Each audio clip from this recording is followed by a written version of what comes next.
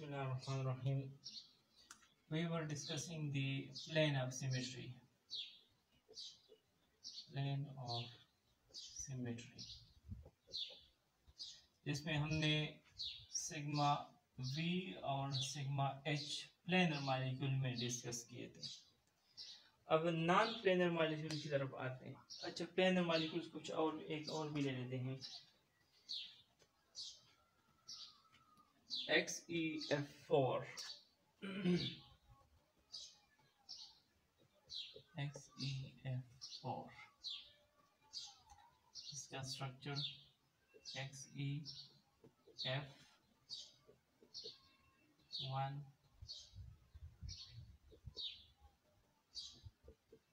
2 3 and 4 XeF4.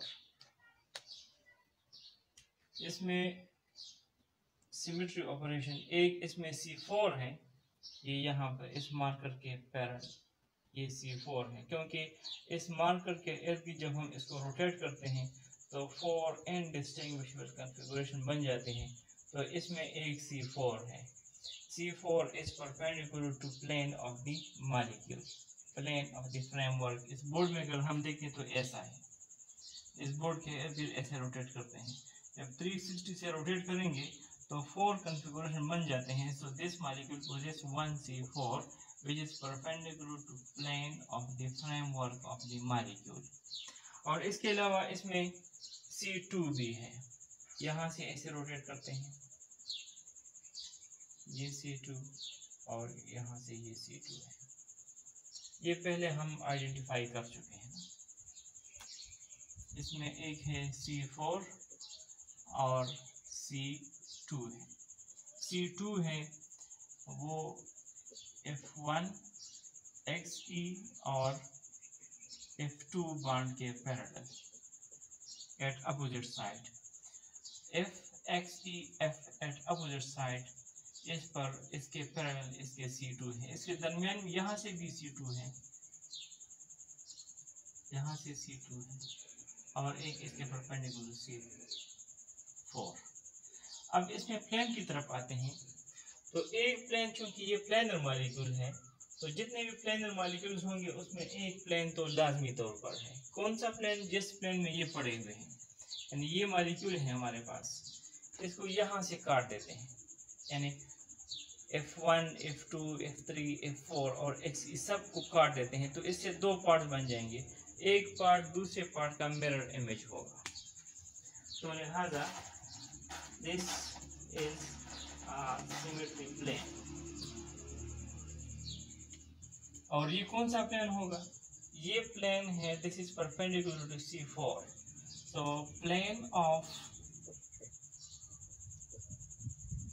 Framework of molecule is perpendicular to principal axis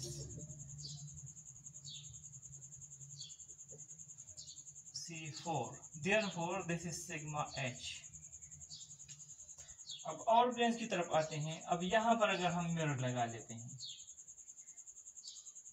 इस तरह perpendicular to both plane, ये mirror है, तो इसका इमेज कैसा बनेगा?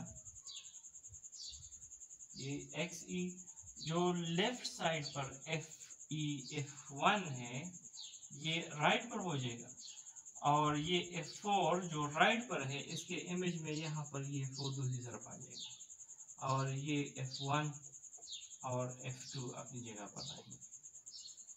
सो this is an indistinguishable mirror image, या this image is super impossible. यानी अगर हम इसको उठा देते हैं, इसके ऊपर रख देते हैं, तो Xe के ऊपर आ जाएगा, और बाकी इस F के ऊपर ये F आ जाएगा. यानी 1 के ऊपर 1, 2 के ऊपर 2, और F4 के ऊपर F1. ये है, तो ये 3 है, ये 1 2 और ये 3 है, तो ये हो जाएगा 2 और ये 3 और 4. अच्छा, एक्स ई के ऊपर F1 के ऊपर F1 और F3 के ऊपर आ जाएगा, और F2 इस F4 के ऊपर आ जाता है, और F4 इस F2 के ऊपर। तो इसका मतलब ये मिरर इमेज सुपर इम्पोजिबल है। या दूसरे अल्फाज में अगर हम इसको यहां से काट देते हैं,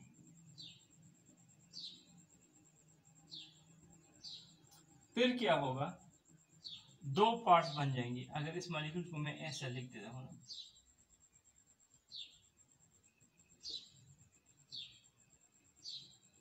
ये XE है, ये F1 2 3 और 4।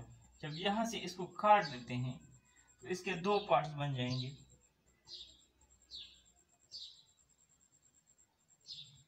ये 2 वाला हो जाएगा और हाफ ये हो गया और हाफ ये हो जाएगा। इस तरह दूसरी तरफ ये हो गया, दो पार्ट बन गए हैं। तो अब एक पार्ट दूसरे पार्ट का मिरर इमेज है। Therefore, this plane is plane of symmetry.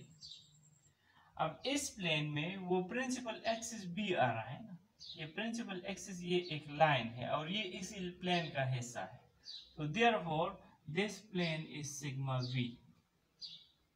इसी तरह यहां से भी काट सकते हैं, तो ये भी sigma v।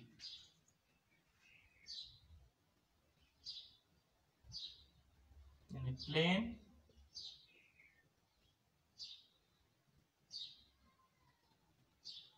parallel to F1 XE और F3 bond is symmetry plane। क्यों सिमेट्री प्लेन है?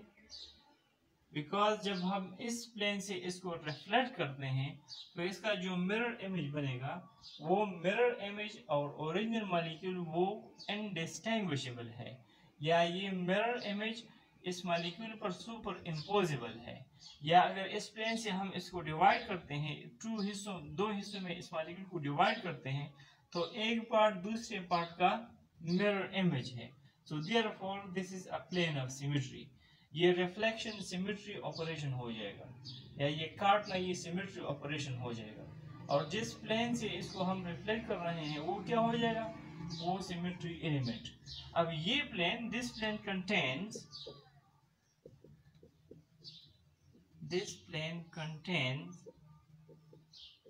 C4, the principal axis, therefore this is sigma v। तो अब अगर F1 XE F3 के along इसको हम रिफ्लेक्ट कर सकते हैं तो इसके साथ भी कर सकते हैं, तो दो इसमें सिग्मा v हो गए। अब इसको एक और तरीके से भी हम रिफ्लेक्ट कर सकते हैं।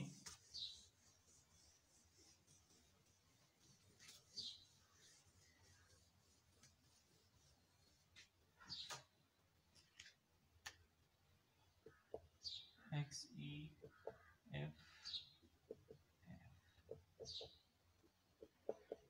1 2 3 और 4 यहां से रिफ्लेक्ट कर देते हैं, इधर मिरर लगा देते हैं। फिर क्या होगा, इसका इमेज कैसे बनेगा, ये है XE,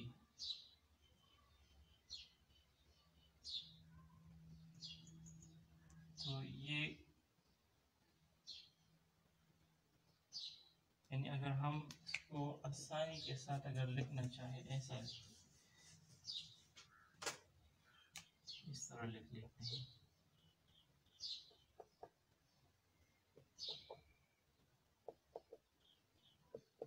समझना जरा आसान हो जाएगा। 1 2 3 और 4 यहां से डिवाइड करते हैं या इधर से रिफ्लेक्ट करते हैं, ये हम लगा लेते हैं मिरर प्लेन, मिरर। तो इमेज कैसे बनेगा, XE ये F4 जो राइट साइड पर है इधर लेफ्ट पर, और F3 जो राइट पर है ये लेफ्ट पर हो जाएगा, और ये लेफ्ट वाला F1 ये राइट पर, और ये F2 जो राइट पर है ये लेफ्ट पर। तो ये indistinguishable है। Indistinguishable configuration is formed by a reflection of this plane। कौन से प्लेन से?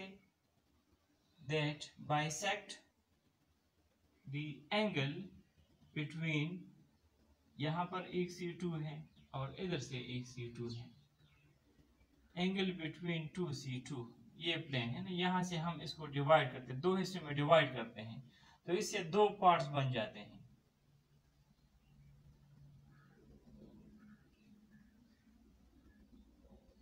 यहाँ से डिवाइड कर लेते हैं तो दो पार्ट्स इससे बन जाएंगे।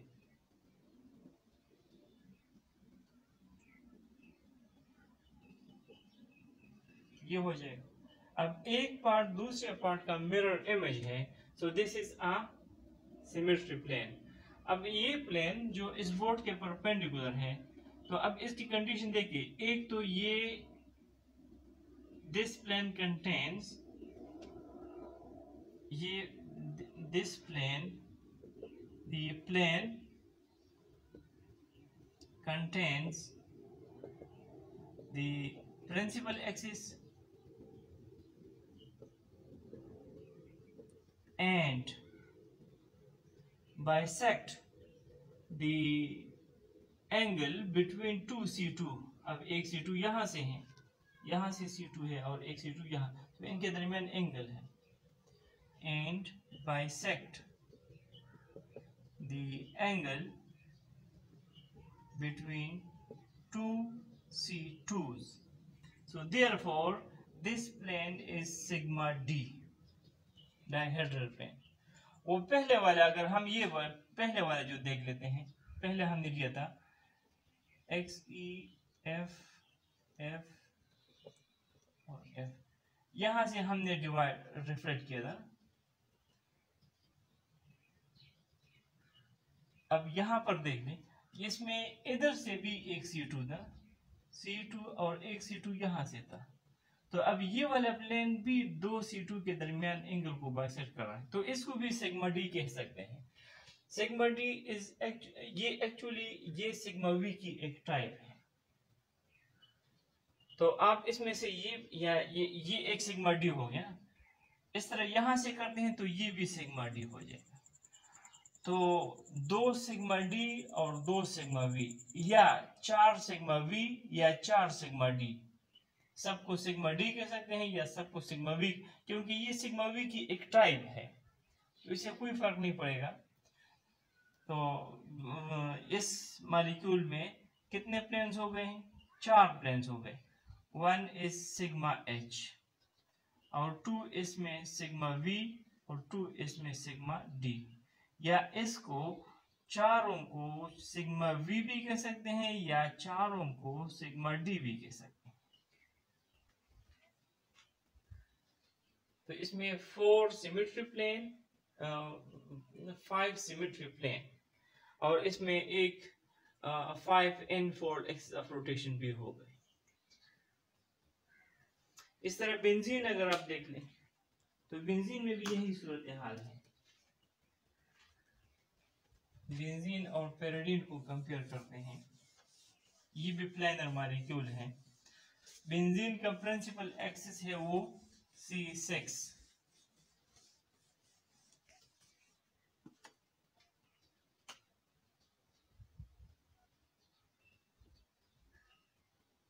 प्रिंसिपल एक्स का है C6 जो इसका परपेंडिकुलर है, ऐसे रोटेट करते हैं तो 6 कॉन्फ़िगरेशन बन जाते हैं। तो प्लेनर मॉलिक्यूल है, जब प्लेनर मॉलिक्यूल है तो एक प्लेन तो इसमें है ही, जो बोर्ड वाला प्लेन है, प्लेन ऑफ द फ्रेमवर्क, और वो कौन सा है? वो हो जाएगा सिग्मा एच, क्योंकि वो प्रिंसिपल C6 के परपेंडिकुलर है। इसके अलावा यहां से हम इसको डिवाइड करते हैं, ये वाला प्लेन, तो ये कौन सा हो जाएगा? This contains the principal axis, so therefore this is sigma v. इस तरह ये भी हो जाएगा, ये भी सिग्मा बी और ये भी सिग्मा बी। इसी तरह अगर हम इन दरमियान से काट देते हैं, यहां से काट देते हैं, ये भी एक प्लेन है ना, दो हिस्से में डिवाइड हो जाएगा इस तरह।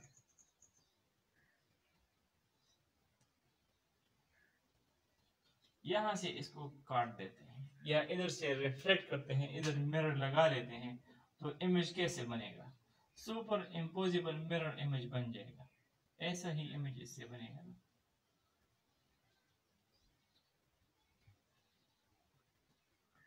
सुपर इम्पोजिबल, इसको अगर उठाकर इसके ऊपर रख दें तो कार्बन के ऊपर इस तरह ये है, और यहाँ इसका इमेज होगा, तो ये उठाकर इसके ऊपर रख दें तो सारे एक दूसरे के ऊपर सुपर इम्पोज हो जाएंगे। तो एक प्लेन ये भी है। इसी तरह का यहाँ से भी प्लेन बन सकता है और इधर से भी प्लेन बन सकता है। अब ये plane this contain the principal axis number 1 and number 2, यहाँ से एक C2 है और इधर से भी एक C2 है, तो ये इन दो C2 के दरमियान एंगल को बाइसेक्ट कर रहा है, तो लिहाजा ये सिग्मा D है। अब ये इसको अगर देखें तो इसको भी सिग्मा D कह सकते हैं, क्योंकि यहाँ से एक C2 था, इसमें ये C2 है और एक C2 यहाँ से था, तो इन दो C2 के दरमियान ये एंगल को डिवाइड कर रहा है, तो ये सिग्मा V या सिग्मा D है। इस तरह इसको भी सिग्मा D कह सकते हैं और इसको भी सिग्मा D कह सकते हैं। इस तरह इस केस में ये एक C2 है और ये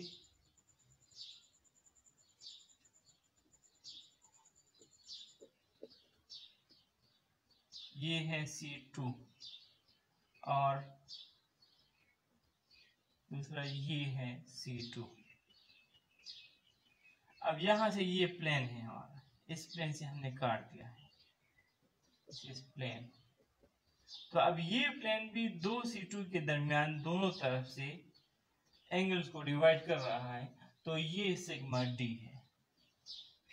तो आप अगर बुक्स में देख लेंगे तो बाज बुक में सबको सिग्मा D कहा होगा, या बाद में इन जो कार्बन हाइड्रोजन बॉन्ड के पैरेलल हैं इसको सिग्मा V कहा गया है, तो 3 सिग्मा V हो जाएंगे, और जो कार्बन कार्बन बॉन्ड के सेंटर से होंगे उसको सिग्मा D कहा गया है, 3 सिग्मा D हो जाएंगे और एक इसमें सिग्मा H हो जाएगा। इस तरह इसमें से एक को रिप्लेस कर देते हैं, पायरोडीन ले लेते हैं, तो फिर सिमेट्री एलिमेंट सिमेट्री ऑपरेशंस क्या हो जाएंगे?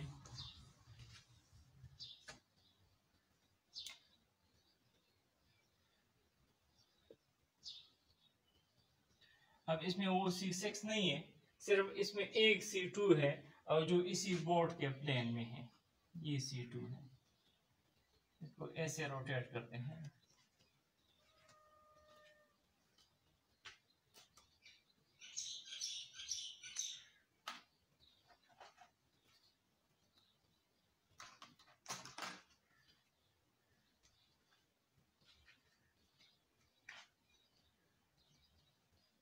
ऐसे रोटेट कर रहे हैं, वो C6 तो खत्म हो जाएगा इस तरह, क्योंकि जब रोटेट करेंगे तो वो इनडिस्टिंग्विशेबल कॉन्फ़िगरेशन नहीं बनते, सिर्फ एक C2 है।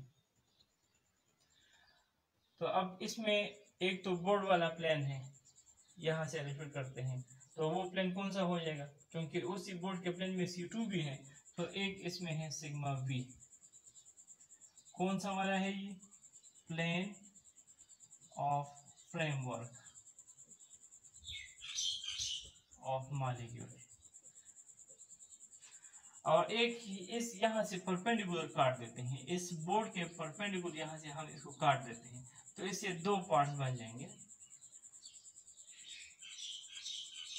ये n½ एक साइड पर और n दूसरा ½ दूसरी साइड पर आ जाएगा, तो दो हिस्सों में डिवाइड हो गया है, और एक पार्ट दूसरे पार्ट का मिरर इमेज है, तो एक पार्ट है plane perpendicular to plane of framework. अब ये प्लेन, इस प्लेन में भी ये इसमें से आर पार गुजार देते हैं, तो C2 इसी प्लेन का हिस्सा है। This contains C2, so this is their sigma v। इसमें 2 सिग्मा v हो गए। वो बाकी यहाँ से अगर रिफ्लेक्ट कर देते हैं तो इसे इनडिस्टिंग्विशेबल कॉन्फ़िगरेशन नहीं बनेंगे। जैसे यहाँ से करते हैं तो इनडिस्टिंग्विशेबल कॉन्फ़िगरेशन नहीं बनेंगे। यानी यहाँ से रिफ्लेक्ट करते हैं या डिवाइड कर लेते हैं तो एक तरफ तो कार्बन कार्बन, ये कार्बन हाफ, कार्बन कार्बन और ये कार्बन हाफ, दूसरी तरफ कार्बन नाइट्रोजन कार्बन और कार्बन। तो एक पार्ट में नाइट्रोजन है, दूसरे पार्ट में नाइट्रोजन नहीं है, तो नॉन सुपर इम्पोजिबल हो जाएंगे या दोनों पार्ट एक दूसरे के मिरर इमेज नहीं होंगे, तो लिहाजा वो बाकी बेंजीन वाले प्लेन इसमें नहीं होंगे। अब प्लेनर नॉन प्लेनर मॉलिक्यूल्स में कुछ देख लेते हैं। नॉन प्लेनर में फॉर एग्जांपल सिंपल है एक NH3,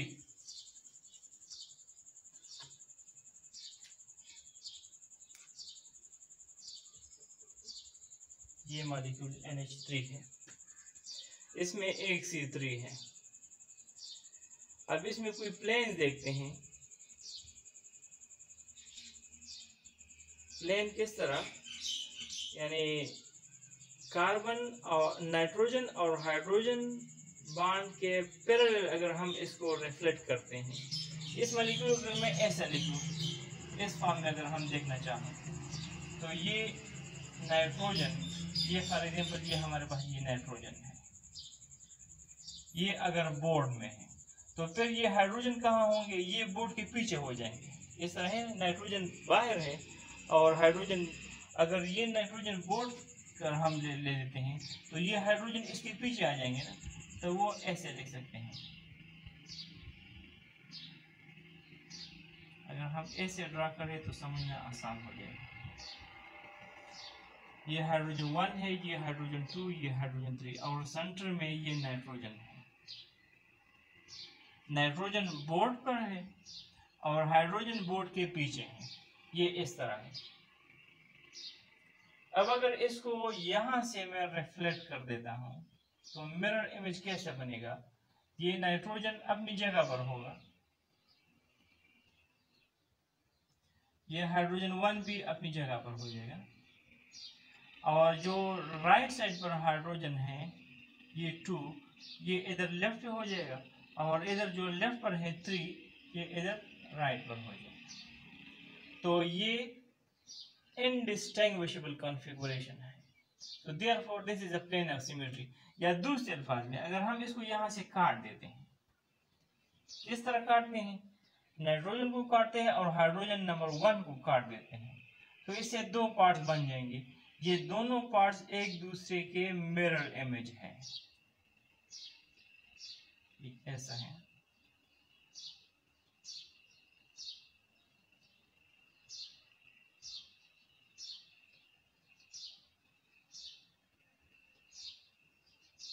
इस तरह है, यहाँ से हमने काट दिया तो 2 पार्ट्स बन गए हैं, एक पार्ट दूसरे पार्ट का मिरर इमेज है। तो this is a plane of symmetry. अब ये plane, this plane contains the principal axis, so therefore this is sigma v। प्लेन along the nitrogen hydrogen bond is plane of symmetry।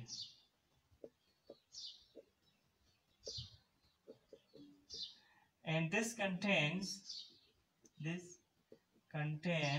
C3 the principal axis, therefore this is sigma v। अब अगर इस 1 से काट देते हैं तो इस 2 से भी काट सकते हैं, ये 1 है, 2 है और यहाँ से 3 है, यहाँ से काट देते हैं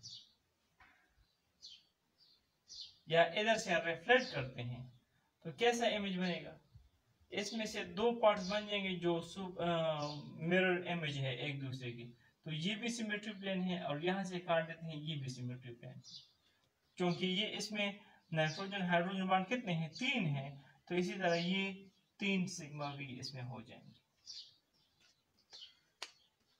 इस तरह अगर इसको मीथेन कर देते हैं CH4, तो फिर क्या होगा,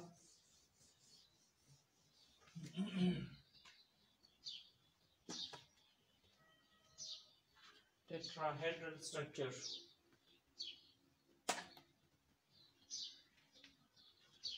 ये मीथेन है। इसमें 3C2 है और 4C3 है, वो पहले हम आइडेंटिफाई कर चुके हैं। अब अगर इसको इस फॉर्म में लिख लेते हैं,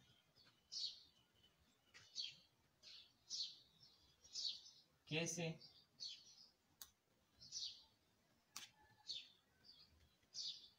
ये